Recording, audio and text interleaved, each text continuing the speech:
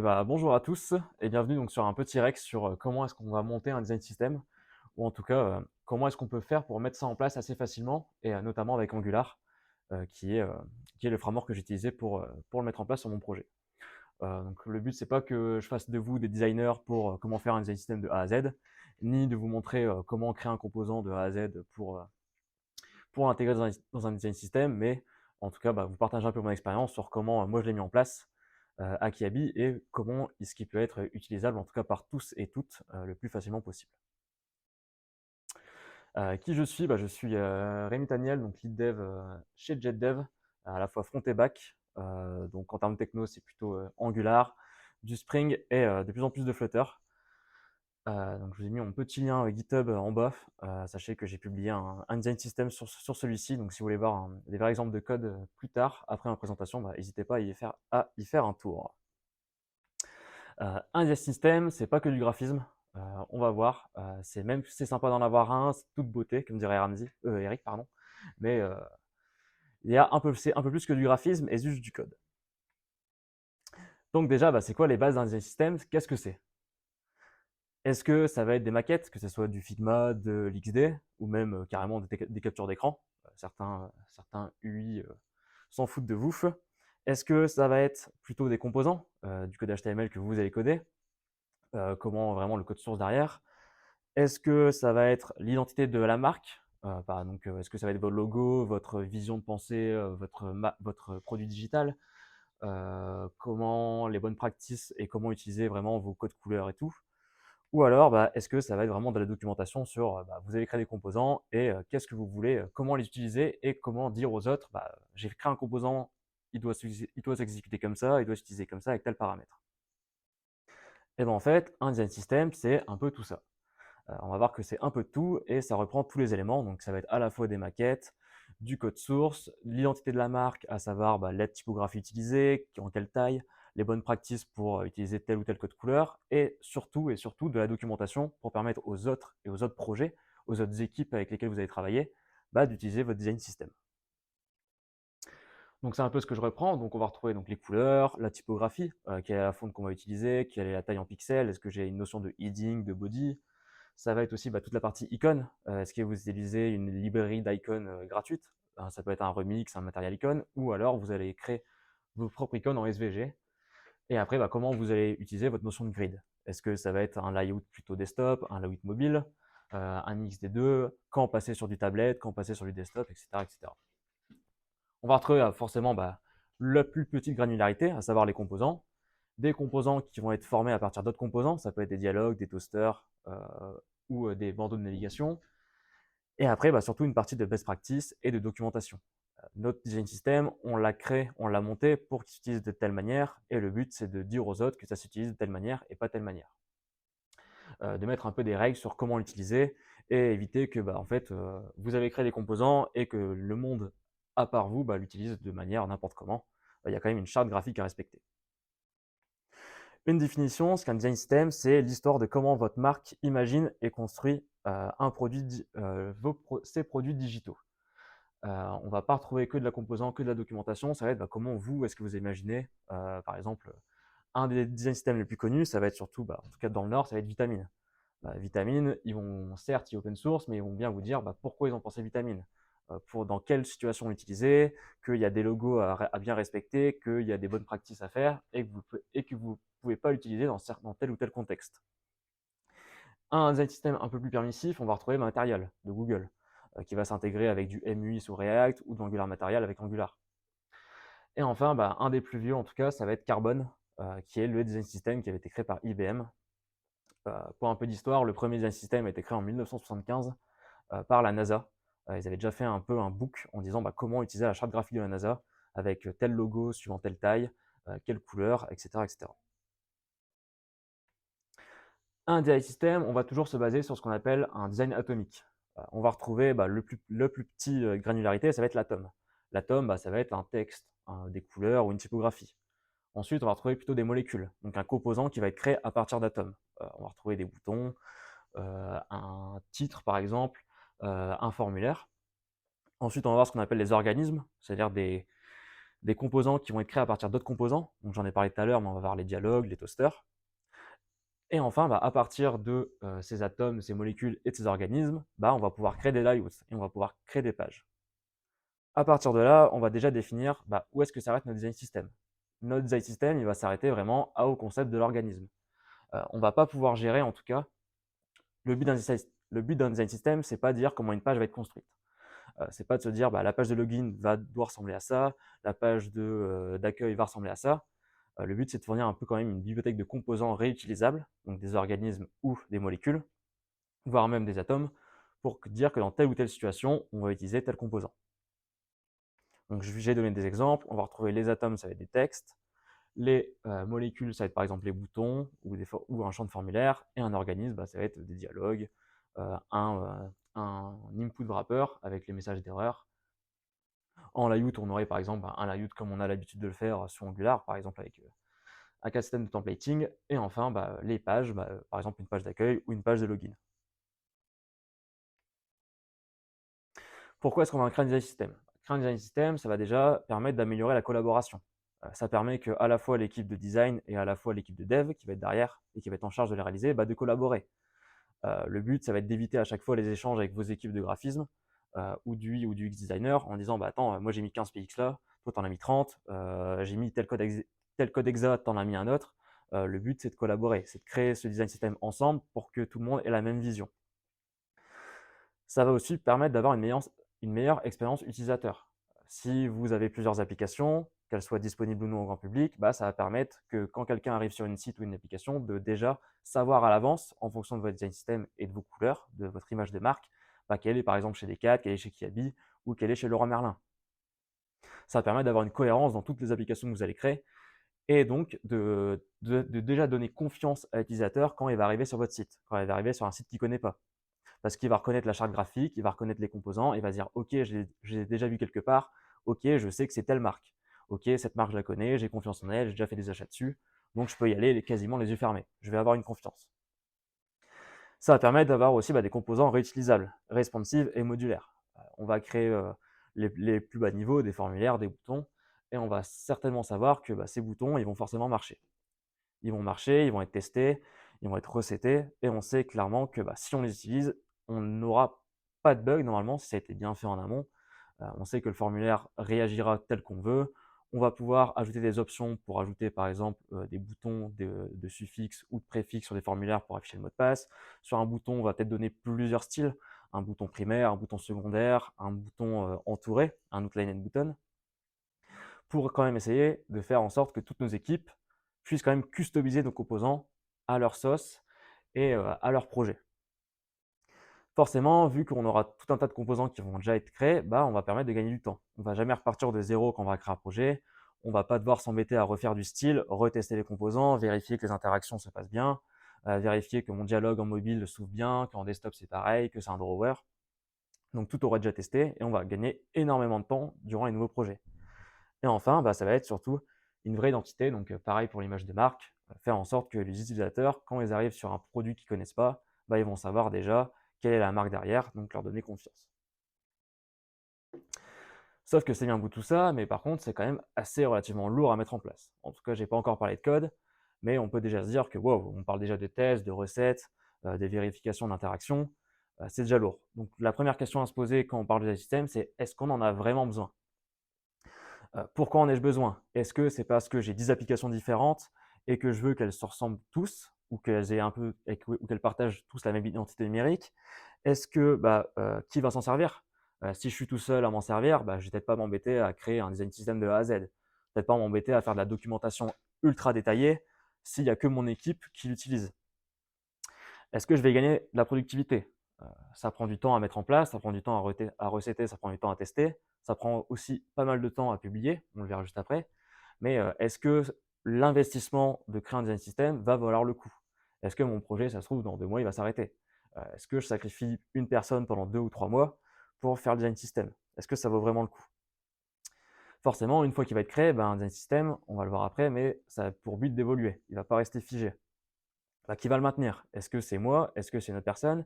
Est-ce qu'on va avoir un modèle plutôt centralisé où on va créer une équipe pour développer le design system et pour le maintenir, ou un modèle plutôt distribué où chaque équipe pourra contribuer au design system. Et enfin, oula, traductible, ça c'est une petite faute, c'est est-ce qu'on va s'embêter à le faire en plusieurs langues ou pas? Est-ce qu'on va prévoir que, par exemple, mon composant, je sais que mon application et ma marque n'est disponible que en France, que en langue française, est-ce que je vais prévoir déjà un système de traduction? Est-ce que je vais faire en sorte que mes composants, je vais pouvoir changer de langue assez facilement? Ou est-ce que je m'en fiche et je vais faire des textes statiques? Donc pas mal de questions à se poser. Moi, dans mon équipe, en tout cas, on s'est dit que ça valait la peine. On commençait à avoir pas mal d'applications, notre application commençait à grossir, on en avait marre de réécrire à chaque fois du code pour faire tel ou tel composant, notamment des boutons ou des formulaires. Donc on s'est dit, ok, ça tombait bien, on a une équipe d'UI et d'UX spécialement faite pour nous aider et nous faire gagner du temps. Donc on s'est dit, ok, on va reprendre leur travail et on va les aider à créer un design system. Donc c'est parti, est-ce qu'on commence à coder? J'ai pas mal discuté, mais maintenant, nous, ce qui nous intéresse, on est développeurs, en tout cas pour la plupart, comment est-ce qu'on crée un design system en termes de code? Je suis parti sur quelques bonnes pratiques. En tout cas, c'est quelques points qui, pour moi, un composant dans un design system doit pouvoir être déjà indépendant. Il doit avoir aucune adhérence avec tel ou tel framework, ou en tout cas telle ou telle autre librairie. On veut qu'il soit le plus petit possible. On veut qu'il soit modulaire. J'ai pas envie que quand une personne installe mon design system, qui installe par exemple 10 mégas de fichiers JS ou 10 000 lignes de fichiers CSS. Je veux que, par exemple, si la personne elle veut n'utiliser que mon bouton, j'ai pas besoin de lui foutre mes formulaires, mes dialogues, mes checkbox, etc., etc. Je veux que ce soit responsive. On fait plus de sites web comme dans les années 2000. Maintenant, on fait attention à ce que la personne elle est sur mobile ou est-ce que la personne elle est sur un desktop. Donc mes composants vont déjà être responsive.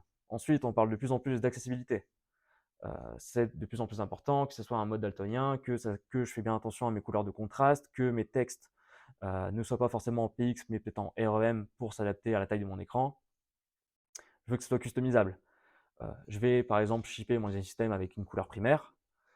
Si par exemple une autre personne veut l'utiliser mais avec une autre couleur primaire, par exemple nous JDev c'est du orange et imaginons qu'on fait un rollback en arrière et qu'on veut du bleu, je vais quand même essayer de faire en sorte que changer cette couleur c'est assez facile.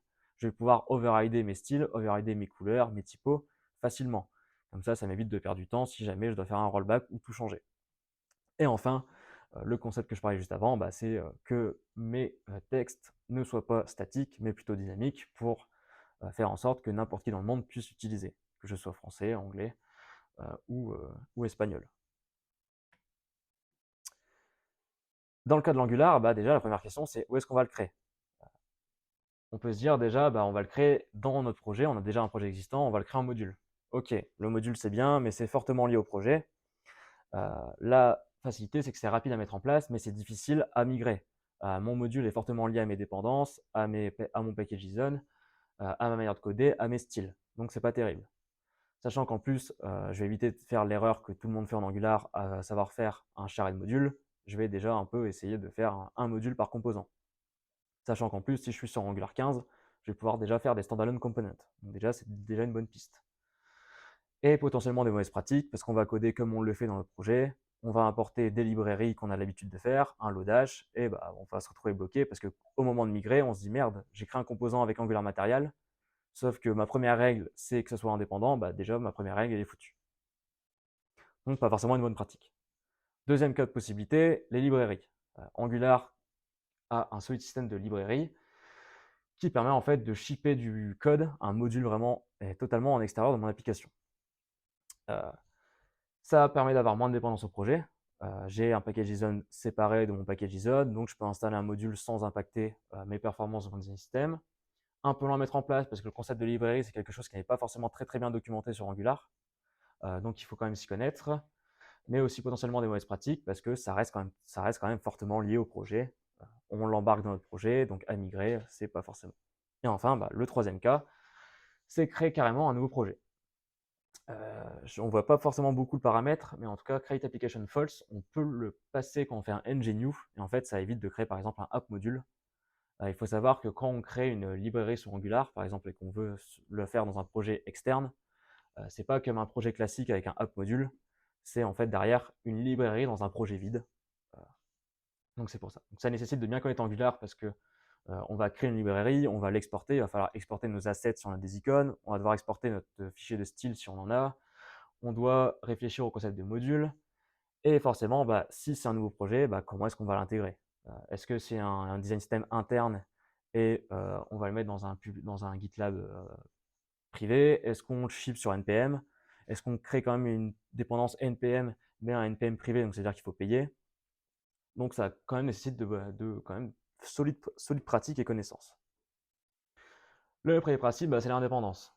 L'indépendance, c'est-à-dire que normalement, dans un monde féerique, je suis censé qu'avoir mon Angular Core et Angular Common en termes de dépendance. J'ai aucune autre adhérence, que ce soit du Lodash, de l'Angular matériel pour gérer mes dialogues. Je suis censé quasiment tout faire en RawJS pour éviter le syndrome que si j'ai une migration à faire, j'ai que la migration de mon corps à faire. Ça permet de passer d'Angular 14 à 15 assez facilement, voire 16. Deuxième concept, la modularité. Modularité, c'est faire en sorte de n'importer que mes composants, que ce que j'ai besoin. Je suis en Angular 15, je suis moderne, j'ai découvert les standalone components, donc j'arrête d'importer la terre entière quand je fais des modules, quand je fais mes composants, je n'importe que ce que j'ai besoin. Et je peux même aller encore plus loin, c'est-à-dire que si j'ai besoin de faire un ngIf, pas besoin d'importer le common module. Je peux directement importer le pipe ngIf, la directive ngIf directement dans mon composant. Pareil pour mes input et output, j'essaie d'en avoir le moins possible. Mon but, c'est pas de répondre à la terre entière et à toutes les équipes qui me demandent d'évoluer mon composant, c'est de faire évoluer mon composant dans la manière que moi je l'ai pensé à la base et dans la manière que tout le monde soit satisfait. Je ne vais pas commencer à faire des cas particuliers en codant, sinon je vais me retrouver avec des composants qui font 200 lignes de code, 200 lignes de style et 200 lignes d'HTML, et moi, c'est pas mon but. Je veux quand même que mon composant soit facile à maintenir. Customisable, on parlait de couleurs, de typographie, n'hésitez surtout pas à utiliser des variables CSS. Les variables CSS, c'est super simple à utiliser, super simple à mettre en place, et en plus, c'est super simple à overrider. Il me suffit de déclarer des variables en route, et ensuite, n'importe où dans mon application, en suivant mes divs HTML ou en suivant carrément mes sélecteurs JavaScript, je vais pouvoir modifier ces variables à l'instant T et n'importe où dans mon application. Mon concept d'internalisation, ça rejoint un peu mon principe de modularité, c'est utiliser surtout le content projection en Angular. Utiliser à fond les ng-content. Comme ça, que la personne elle mette une div, que la personne elle mette un texte, que la personne mette un autre composant, donnez-lui toujours la possibilité de mettre un composant. Un peu comme ce que ferait un React, c'est-à-dire que ne limitez pas vos textes à juste un input en type string. Essayez pourquoi pas de mettre des ng-content. En plus, les ng-content, ça permettra d'aller pousser un peu plus loin le concept d'Angular avec tout ce qu'on a vu avec les viewChildren, viewchild, contentchild et tout. Ça vous permettra de faire des UI qui sont quand même super optimisés avec un DOM bien pensé et avec une modularité qui est quand même assez incroyable. Donc, utilisez surtout les ng-content.